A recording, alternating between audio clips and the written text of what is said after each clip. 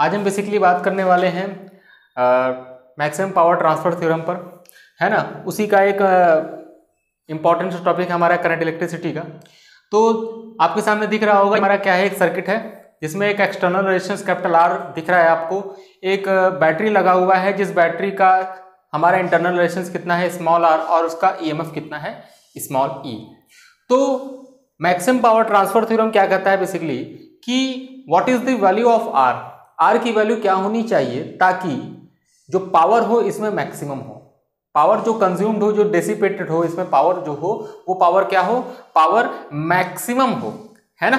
तो हम maximum power की वैल्यू निकालना चाहते हैं, कह सकते हैं एक क्वेश्चन बना के कह सकते हैं कि what is the value of R so that power is maximum in capital R. मतलब कैपिटल आर की वैल्यू क्या होनी चाहिए, जो इसमें पावर जो हमारा डेसिपेट होगा वो पावर क्या होना चाहिए ताकि मैक्सिमम होना चाहिए, ये बेसिकली हमको निकालना है। तो कैपिटल आर की वैल्यू निकालना है हमको बेसिकली।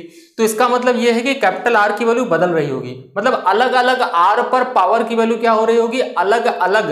तो हमें वही वैल्यू ऑफ आर निकालनी है, उस आर की वैल्यू निकालनी है जिस पर हमारे इस वाले रेजिस्टेंस में पावर की वैल्यू क्या हो जाए, मैक्सिमम हो जाए।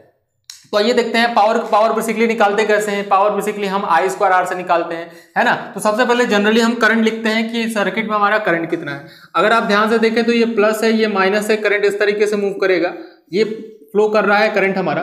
और अगर ये करंट फ्लो कर रहा है तो करंट आई की वैल्यू बेसिकली हम क्या लिख सकते हैं, I is equal to E upon में total resistance capital R plus R, क्योंकि ये वाला रेजिस्टेंस और ये वाला रेजिस्टेंस सीरीज में है, और दोनों अगर सीरीज में है तो सीधा सीधा क्या लिखेंगे, टोटल रेजिस्टेंस ई ईएमएफ अपॉन में टोटल रेजिस्टेंस।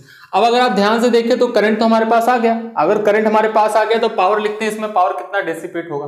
तो अगर पावर की वैल्यू लिखेंगे आप तो पावर की वैल्यू क्या लिखेंगे, P is equal to I square into में capital R, and this is equal to I का स्क्वायर करेंगे तो इसकी वैल्यू कितनी हो जाएगी, E square capital R square upon में कैपिटल आर प्लस आर का होल स्क्वायर। क्या बोला, कैपिटल आर स्क्वायर अपॉन में capital R plus small are का whole square. This is the value of power, obviously R है, sorry. तो this is the value of power in this resistance. तो ये power हो गया। अब अगर आप ध्यान से देखें तो अगर आर की वैल्यू अब अगर आप चेंज करेंगे तो पी की वैल्यू चेंज होगा, यहां से आपको दिख रहा है। तो अगर if you change the value of R then power dissipated in this resistance will be changes. तो अगर ये चेंज हो रहा है तो हमें वो पता करना है कैपिटल आर की वैल्यू होगी क्या। तो बेसिकली करना क्या है, मैक्सिमम पावर अगर आपको निकालना है तो सिंपली क्या करना है, इस पावर को डिफरेंशिएट कर देना है रेजिस्टेंस आर के रिस्पेक्ट, है ना। कभी भी हम मैक्सिमम मिनिमम का कॉन्सेप्ट लगाते हैं तो हम सिंपली क्या करते हैं, उस चीज को डिफरेंशिएट कर देते हैं।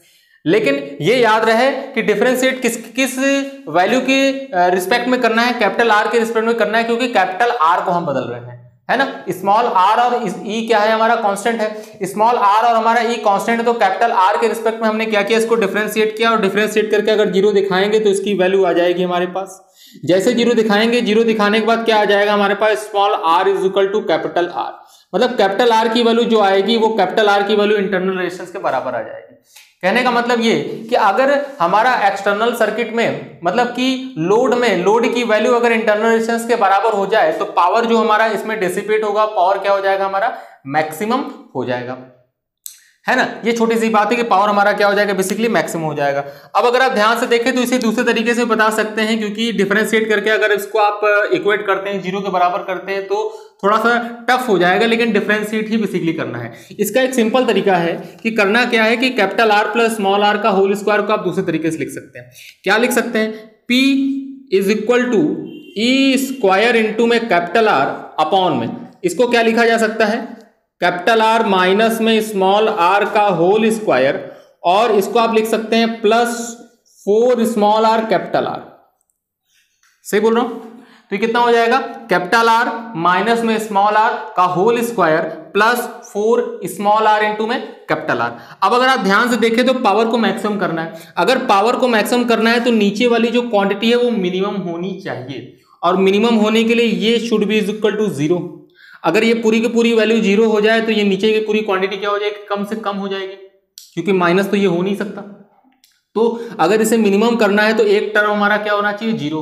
तो ये वाला टर्म अगर हमारा जीरो हो जाए तो हमारा ये टर्म पूरा का पूरा क्या हो जाएगा, मिनिमम हो जाएगा। इसकी मिनिमम होने की वजह से पी की वैल्यू क्या हो जाएगी, मैक्सिमम हो जाएगी। तो ध्यान से अगर आप देखें, for maximum power capital R minus R should be is equal to zero, और जैसे ये इज इक्वल टू जीरो हो जाएगा, this is implies that capital R is equal to small are.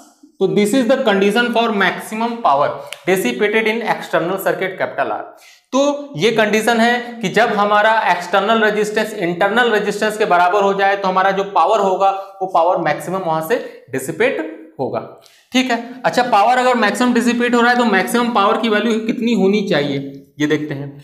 अगर मैक्सिमम पावर की वैल्यू अगर आप देखेंगे तो कैपिटल आर की वैल्यू जगह पे क्या लिख दीजिए, स्मॉल आर।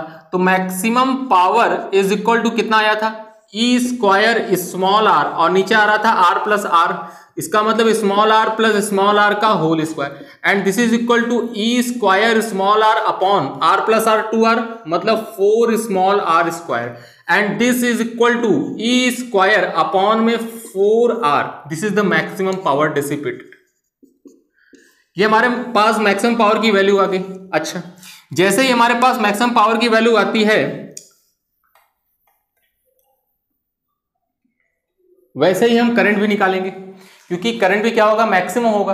और अगर मैक्सिमम करंट की वैल्यू निकालेंगे तो इसकी मैक्सिमम करंट की वैल्यू कितनी आ जाएगी, current at the state of power maximum power is equal to कितना, ई अपॉन में 2r, ई अपॉन में 2r। This is the current in the circuit, है ना, at the time of maximum power, जब इस पे डिसिपेट हो रहा होगा। ये बात हो गई। तो मैक्सिमम पावर आपको ध्यान रखना है, मैक्सिमम करंट ध्यान रखना है, और साथ ही साथ आपको क्या ध्यान रखना है कि कैपिटल आर बराबर स्मॉल आर होना चाहिए। मतलब एक्सटर्नल में अगर लोड में अगर आपको मैक्सिमम पावर चाहिए तो हमारा उसका वैल्यू जो होना चाहिए, इक्विवेलेंट जो रेजिस्टेंस होना चाहिए, वो किसके बराबर होना चाहिए, इंटरनल रेजिस्टेंस के बराबर होना चाहिए। अब अगर आप ध्यान से देखें तो अलग अलग आर पर अलग अलग पी होगा, तो उसका ग्राफ भी ड्रॉ कर लेते हैं।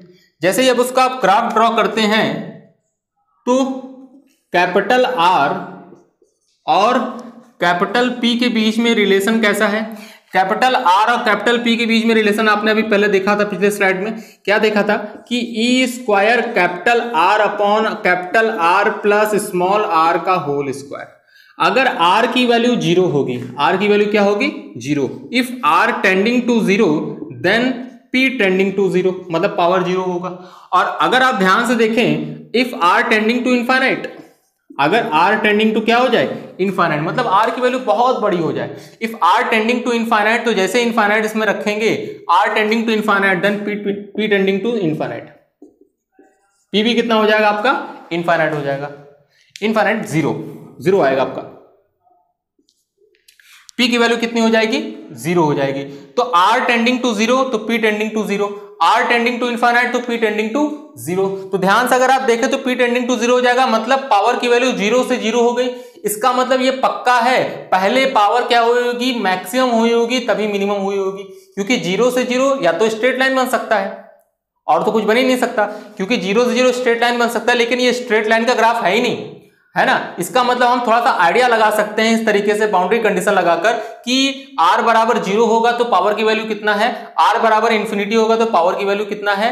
इस तरीके से हम आइडिया लगा सकते हैं कि जीरो पर भी पावर जीरो है, इनफाइनाइट पर भी पावर जीरो है, इसका मतलब कभी तो मैक्सिमम हुआ होगा। इसका मतलब ये कि हमारा graph should be like this, graph कुछ इस तरीके से होता है। तो ये हमारा क्या होता है, कैपिटल पी और एक्सटर्नल रेजिस्टेंस कैपिटल आर के बीच में ग्राफ होता है। तो ध्यान से अगर आप देखें, यही वो पावर है जिसकी मैं मैक्सिमम वैल्यू की मैं बात कर रहा था। This is the maximum value of power and this is capital R is equal to small are.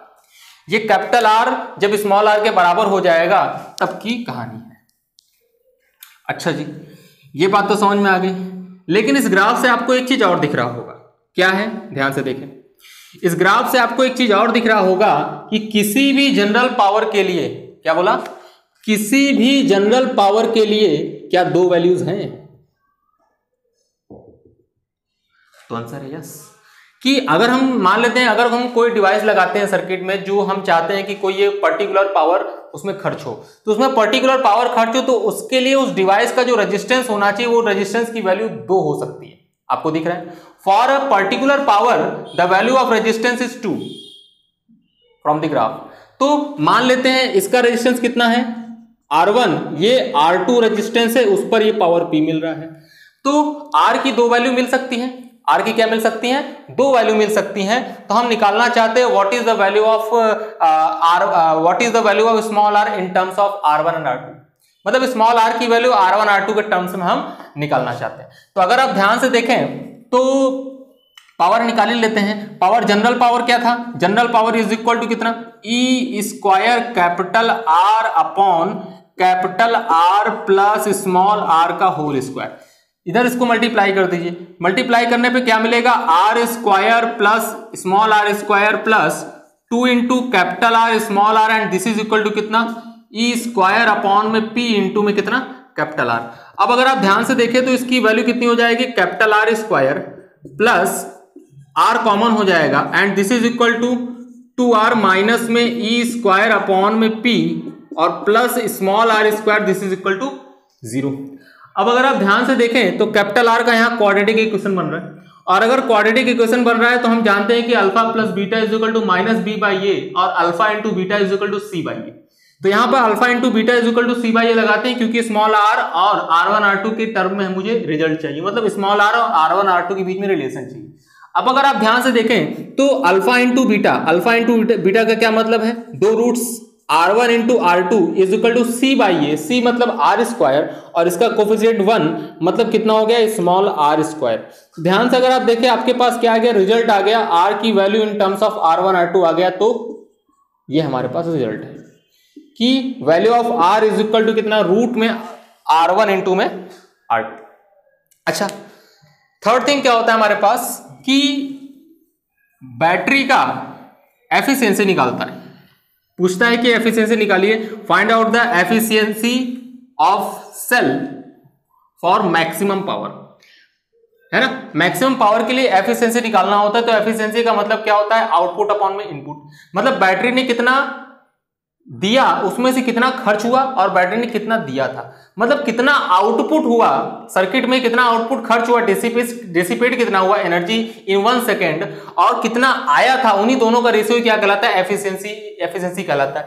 तो अगर आप ध्यान से देखें तो एफिशिएंसी की वैल्यू अगर आप ध्यान से देखें तो एफिशिएंसी इज इक्वल टू कितना? आउटपुट अपॉन में इनपुट। तो यहां कितना हो जाएगा? आउटपुट, कितना आउटपुट था? आउटपुट तो मैक्सिमम पावर के केस में आउटपुट हमारा कितना था? ई स्क्वायर अपॉन में मैक्सिमम पावर निकाला था, ई स्क्वायर अपॉन में 4r। तो यहां क्या लिखेंगे? ई स्क्वायर अपॉन में 4 इंटू स्मॉल r, और यहां पे कितना था? ई इंटू में आई, और आई की वैल्यू कितना हमने निकाला था? आई की वैल्यू ई अपॉन 2r, है ना। तो इसकी वैल्यू कितनी? ई अपॉन में 2r। जब इसको आप सॉल्व करेंगे इसकी वैल्यू आ जाएगी 1/2। 1/2 का क्या मतलब है? एफिशिएंसी आपका 50% है ना। तो मैक्सिमम पावर के केस में जो एफिशिएंसी हमारे सर्किट का आता है, हमारे पूरे सर्किट का आता है ना, वो कितना होता है? 50% हमारा एफिशिएंसी होता है। ठीक है, थैंक यू वेरी मच।